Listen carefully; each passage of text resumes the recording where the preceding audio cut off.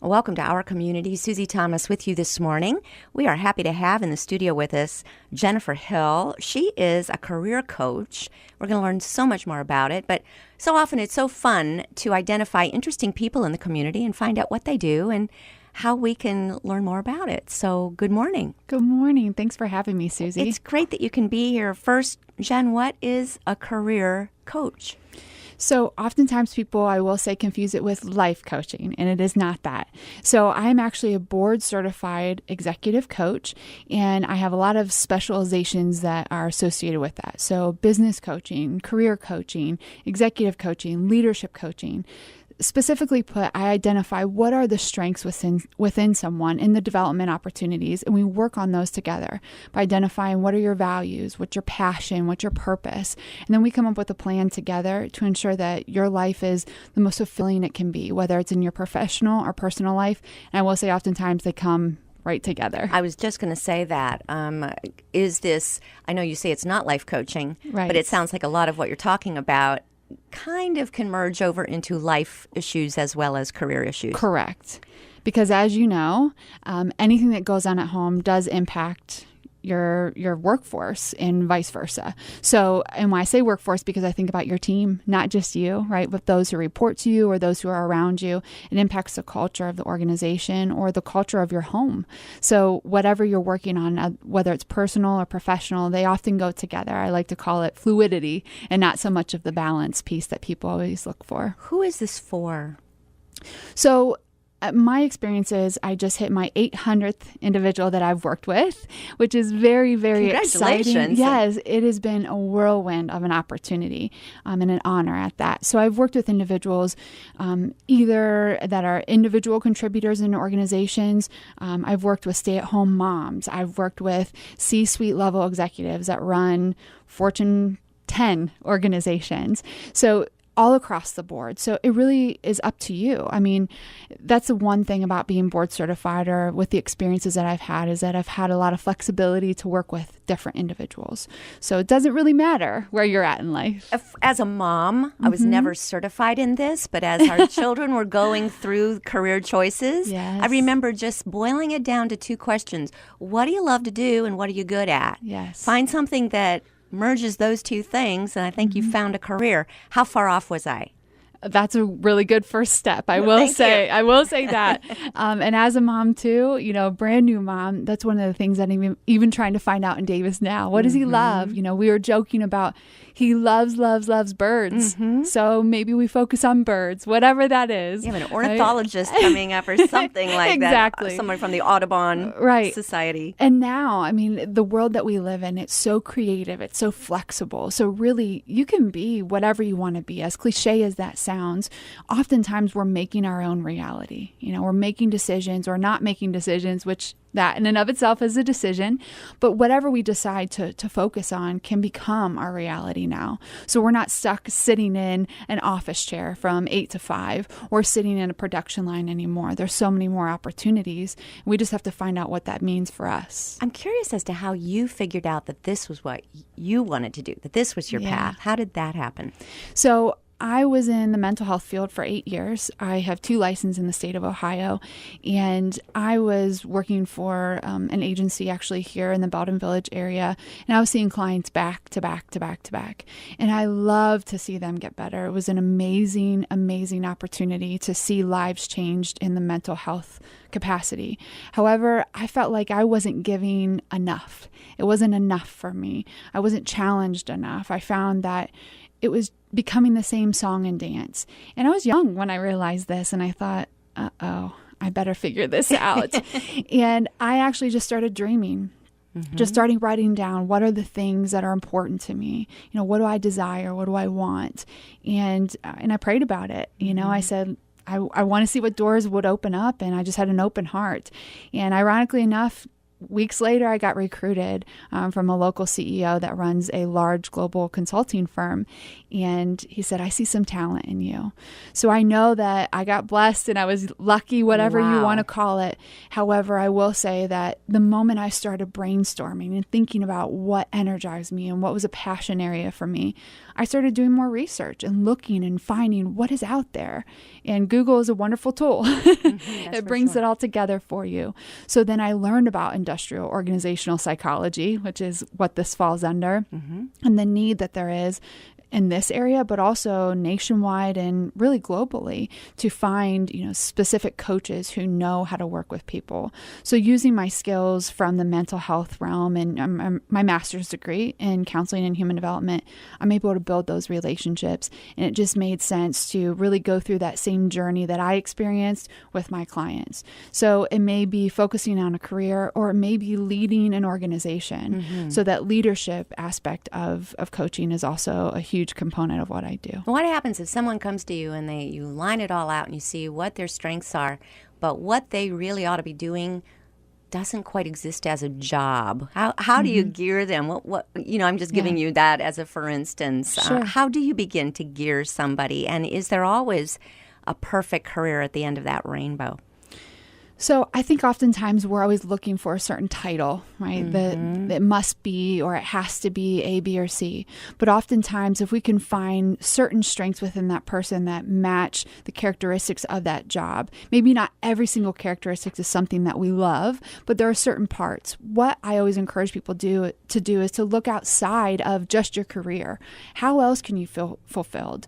Because if we're being honest, you can't just switch a career in the middle of 2 kids running around and a mortgage to pay, right? If it was that easy, everyone would be doing it. But what we need to start identifying is then how can you connect maybe in the community, or how can you connect in your church or with your friends or in a different capacity in your life to fulfill that piece. So we may not find the perfect position per se, but I'm more focused on the whole individual. So not just on their career, but really who are you as a leader in your home, in your workplace, with your friends, with your family, in your community. What does that look like for you? And we usually find an answer that is satisfactory. It just seems so good to be able to combine some volunteer work and some way to give back. That's so fulfilling.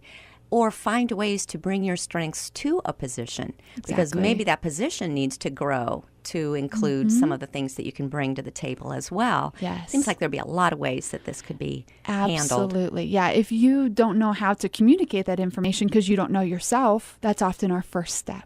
So when we think about being emotionally intelligent, right, this is something that is kind of new to the Stark County conversation. Being emotionally intelligent, the first part is really knowing who you are, knowing yourself in order to adjust your communication or your response to others. So that is the key component of this. And oftentimes we don't take the time to reflect and think about, what do I really like? What do I actually want to do? So many times we get caught up in the day-to-day that we forget that there could be more. Or we just haven't thought about it, right? It's nothing intentional. It's just we go through day-to-day and don't have time. It's an adjustment of the way we think about work, really, when you think about it. And I've always kind of looked at work as one of my ways of worship. Yeah. That, to be able to bring that and to be able to, do all as unto the Lord. And that includes the day-to-day. Absolutely. But I don't know if there's a way to have people who are interviewing a person for a job be able to think of it in a way to say, all right, tell me what you like and what your strengths are, rather than just give me a list of everything you've done up to this point. Your thoughts on that? Oh, that's definitely changing. So there are some organizations here in Stark County that I've had the opportunity and the honor to work with that are looking at assessments. So what they do is they're not just saying, send me in your hard copy resume in the snail mail or even through email. They're saying, here are some behaviors. Here are some specific things that we need within this job. And then they actually set you up with maybe a role play or an opportunity to present. And then they assess and say, yay or nay, based upon how you present. And what an opportunity it is, not only for organizations, but for individuals to identify, this is actually a job I wouldn't like, Right, exactly. Or maybe I would like this. So the world is adjusting, it's changing, and not so much of we're just going to ask these specific questions, but more importantly, we want to see what you can do. And you have an opportunity to show off who you are. And it may not be the best fit, but that would be wonderful to know before you walk into a position. It's so scary to hire people, but I can remember one hire I made specifically. This person came in with the right, I think what you're talking about is aptitude, and she had the perfect aptitude, perfect, her whole manner, her personality was just right for that position. She had no experience that led up to that. So I said, you're perfect for this. And she said, I don't even know how to use a computer. You can learn how to use a computer. You can't learn how to be how you are. Yes. And that just seemed to, I called that one right. She really turned into a terrific employee. And it was, just based on kind of what you're talking about. So wasn't I just way ahead of my you, time? Susie, yes. Didn't know it. Everyone said, "What? Why?" Are you? No, trust me. Yes. She's got the right aptitude for this. Yes. It's just, it'd be nice if that could be what people could begin to go in and say, help me grow into this. Well, sometimes I think employers are afraid to go to that level because perhaps they haven't even thought about it from that perspective, or they don't know how, right? When you think about being emotionally intelligent, it's not only knowing yourself, but also knowing what characteristics and what behaviors people are displaying, and then how do you pivot or how do you adjust to what they're giving you? And more importantly, you have to assess those behaviors. And it sounds like that's what you were able to do with this individual. You listened, you watched, and you waited, right? You waited, you paused to see how is she responding, and not so much what's on this piece of paper, but how is she engaging with me, right? That's being emotionally intelligent. Here you are, Susie. Whoa. Again, you are on it. Thank you. I've heard a lot of people for interviews now take people out for a round of golf. Yes. And they say in 18 holes, you experience the little microcosm of life where you experience joy and frustration, a lot more frustration, and they get to see how you respond to frustration and stress and so forth. And then at the end of a golf game, you know a lot more than you do at the end of an interview. It's a form of an assessment. I mean, so if someone asks you out for golf, now you know there might be another reason, right? I'll watch it. But that's very true. Very true. You've said a term a couple of times now, emotional intelligence. Let's talk about that. What exactly are we talking about? So I'll give you a definition by Daniel Goleman, who is the one who essentially started this whole idea of emotionally intelligent. So it's first off recognizing your own feelings. That emotional literacy, which is very difficult, I must say. The Resiliency Project here in Stark County, they're actually teaching our kiddos at an early age about what are you actually feeling and what is that emotion? So emotional literacy, a key piece of this. So recognizing your own feelings, then recognizing others. Not just the basics of mad, sad, and glad, but beyond that, frustration, annoyance, elation, whatever it may be. Third, using these two components of your own emotions and others to motivate ourselves to manage emotions well in yourself and also in relationships. So simply put, I need to know who I am. Watch who you are by your actions, by your statements, your behaviors. And then I have to manage around that to create a successful self, but more importantly, a successful relationship. So this isn't just in the workforce. It's not just in the day-to-day conversations with someone you meet on the street. It's in your relationships, with your kids, with your spouse. These are critical things that oftentimes we're just thinking about ourselves, or maybe thinking about just one person, but we have to think about both components, and then we have to merge those together to have a successful relationship. And is that something that we need to learn how to do ourselves? Is that something that we should have modeled for us early on from our parents so that we become not that 2-year-old having a tantrum and manage those emotions? Is that something that we can change if our parents never learned how to be emotionally intelligent? Is that something that then therefore their children won't learn it either? Or is there a way to overcome that? That's a big, long question. Yes, you take any part of that and go. Yes. Okay. So there are 5 questions. So yes. Is it something that is innate? Yes, I truly believe that. I believe that some people have a higher level of resiliency than others.